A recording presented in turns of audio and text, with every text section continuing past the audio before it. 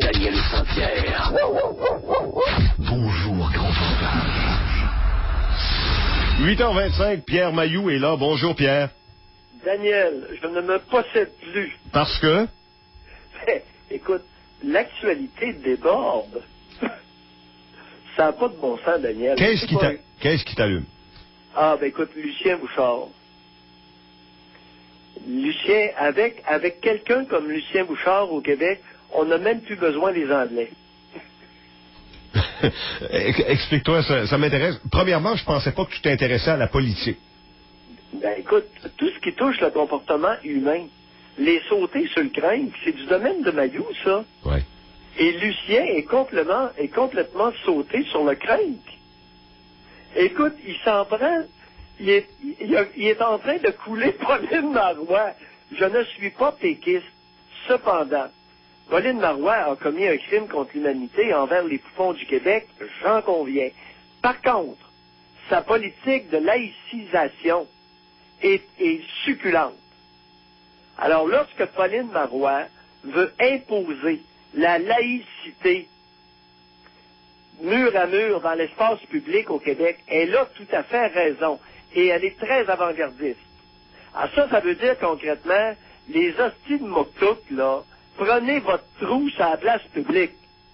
Est-ce qu'on s'est bien compris? Mais sais-tu qu'en même temps... C'est assez clair. Sais-tu qu'en même temps, Pauline Marois n'a pas le courage de pousser son raisonnement jusqu'à enlever le crucifix à l'Assemblée nationale? Tu savais ça? Ah bon, écoute, c'est du folklore. Oh, t'as un peu, là. Ça, c'est notre folklore. Le crucifix à l'Assemblée nationale, puis les arbres de Noël. Hey, c'est notre folklore. Puis la ceinture fléchée, puis nos trucs rouges. Hey, attends un peu, là. Tu mets tout ça dans le même paquet? Ben là, c'est que la prière obligatoire avant le conseil municipal, ça, c'est pas pareil, là. C'est pas dans le même paquet, là. Ouais. Tu comprends? Oui. Non, les minutes de prière, puis la prière avant le conseil municipal, non, ça n'a pas sa place. OK, mais si... Alors, la laïcité, oui. C'est qu'on garde un crucifix il y a quel âge, le crucifix là, à l'Assemblée nationale? J'en sais trop rien, mais certainement qu'il est là depuis un sacré bout de temps, mais donc... 150? C'est un crucifix qui a une couple de 100 ans? Mais attends un peu, Pierre. Donc, pour toi, le crucifix à l'Assemblée nationale, l'arbre de Noël, la tuque, la ceinture fléchée, c'est tout pareil. Donc, le crucifix devrait être considéré un peu comme un bibelot. Ben oui. Écoute, ça fait partie de nos origines. Oui. De nos racines. Oui. Mais pourquoi On commencera pas à acheter des crucifix neufs pour garnir les locaux de l'Assemblée nationale. Bon, OK, d'abord, mais... la différence, là? OK, bon, qu'est-ce qu'on fait? Est-ce qu'on les ramène dans les écoles, donc? Non, écoute, il y a des limites, là. Je te dis que d'acheter des crucifix, de faire confectionner des crucifix pour ramener ça dans les écoles, ben non. Oui. Voyons. On a sorti la religion. Le crucifix, c'est un symbole archaïque. Oui. Ça fait partie de nos racines, des traditions. Mais pourquoi le crucifix... Et il y en a encore, parmi nos aînés, il y en a encore beaucoup qui croient à ça. Et ça les regarde. Oui. Mais si on laisse le crucifix à l'Assemblée nationale, Pierre, parce que c'est un peu comme un bibelot, que ça fait partie du folklore, de la tradition, puis jusqu'à un certain point, je suis d'accord avec toi, pourquoi c'était donc important de sortir ce symbole-là des écoles, mais c'est pas important de le sortir de l'Assemblée nationale? Bon, ben, regarde, si ça te fatigue, là, on pourrait-tu le prendre, le décrocher sur le mur, puis de le mettre dans une boîte, là, en verre, et ça sera indiqué dessus une référence à nos origines. Mm-hmm. Alors, si tu veux pas l'avoir sur le mur, là, ouais. Mais là, quelque part, dans un bel écrin de verre, ouais. Puis dis, ben écoute, ce crucifix-là, il y a 250 ans, il a été fabriqué à tel endroit, et pendant longtemps, on s'est prosterné devant ce crucifix-là. Ben moi, ça me va. Comme les musulmans, à l'heure actuelle, se mettent à 4 pattes 5 fois par jour. Ça me va. Il n'y a pas de problème. Alors, Pauline Marois a tout à fait raison lorsqu'elle veut imposer la laïcité. C'est assez particulier, là, mais imposer la laïcité et les symboles religieux ostentatoires imposés à notre collectivité, c'est terminé. Mm-hmm. Comprends-tu? Oui, tout à fait. C'est l'imposition. Mais nos bibelots, hey, on va garder nos bibelots archaïques, là. Il y a eu, Voyons. Pierre, probablement... Alors ça, c'est Lulu. C'est Lulu la terreur. Alors là, il vient de couler, Pauline, sur ce point-là où elle a tout à fait raison. Ouais. Bon, rien. Mais Et là, je continue. Oui? il y a, à Tout le monde en parle dimanche dernier, une émission que tu ne regardes probablement plus depuis qu'on ne t'invite plus. Voyons, pourquoi tu me demandes pas si je l'ai regardé? Est-ce que tu l'as regardé? Ben, j'en ai regardé des bouts. Parfait. Est-ce que tu as vu la conversation entre Pauline Marois et Charles Taylor?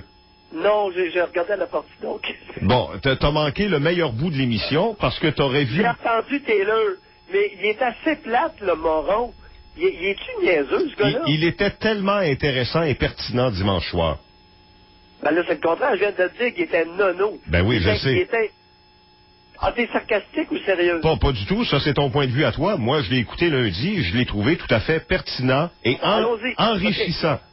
Ah oui, allons-y. Je t'écoute. Non, la seule chose que je voulais mettre en perspective, Pierre, c'est que dans une conversation qu'il avait avec Pauline Marois, justement portant sur qu'est-ce qu'on garde, qu'est-ce qu'on enlève, on s'est aperçu que Mme Marois, lorsque confrontée à une question qui ne se déroule pas, soit devant les journalistes ou sur le parquet de l'Assemblée nationale, était un peu démunie dans ses arguments.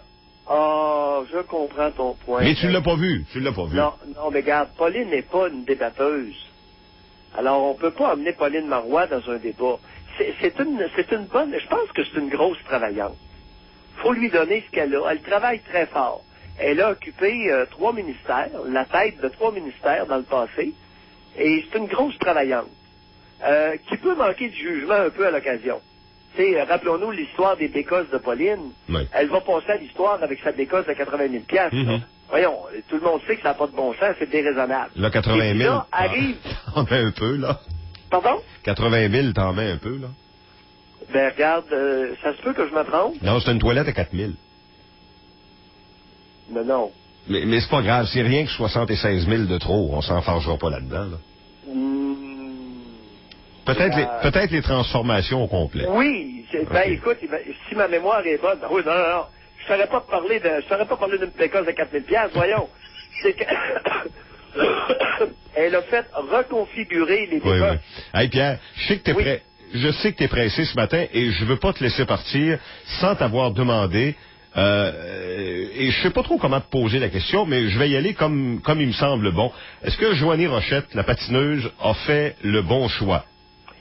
Écoute, ça me regarde pas. Ça la regarde. OK? Et dans les circonstances, sa décision est tout à fait respectable. C'est ça que tu me demandes à titre de psychiatre. J'ai aucun problème avec sa décision. Okay. Comme j'aurais eu aucun problème avec le fait qu'elle s'en aille chez elle. Exact. Alors, autrement dit, il y a des décisions que les êtres humains prennent, puis ça les regarde. Et là-dessus, on ne s'obstinera pas longtemps. Je suis entièrement d'accord avec toi. Maintenant, la force de concentration, la force mentale, est-ce qu'on doit considérer d'emblée que chez des athlètes de ce niveau-là, elle est nécessairement au-dessus du commun des mortels? Sais-tu qu'est-ce qui les fait bien paraître? Qu'est-ce que c'est? Les automatismes. Oui, vrai. En fait, des mouvements répétés des centaines, des milliers de fois. Des dizaines de milliers de fois. Oui. Pas des milliers, des dizaines de milliers. Oui. Alors, on appelle ça, sur le plan neurophysiologique, des automatismes. OK? C'est comme une dame qui travaille dans une manufacture chez Boulet, les bottes Boulet, à Saint-Tite. Je ne sais pas si tu as déjà vu certaines de ces femmes-là utiliser des machines à coudre sur des bottes sur du cuir, pas dans le tissu mou, dans du cuir. Non, j'ai jamais vu ça autrement que dans des reportages à la télé, là, mais pas... J'ai eu l'occasion de faire une visite. Mon père avait un magasin à Western, à Neuville, et il achetait ses bottes chez Boulet. Et à un moment donné, le vendeur des bottes nous avait fait faire une tournée de la manufacture. Écoute, il y a certaines de ces femmes-là qui vont utiliser et coudre du cuir à une vitesse, là, chou! Alors, dû à quoi?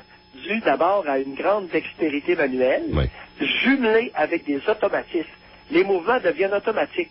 C'est un peu comme les joueurs de hockey. Tu sais, quand ils disent les joueurs de hockey, un joueur de hockey qui commence à réfléchir, il perd des demi-secondes. Parce qu'il perd ses automatismes. Oui. C'est la même chose. Oui.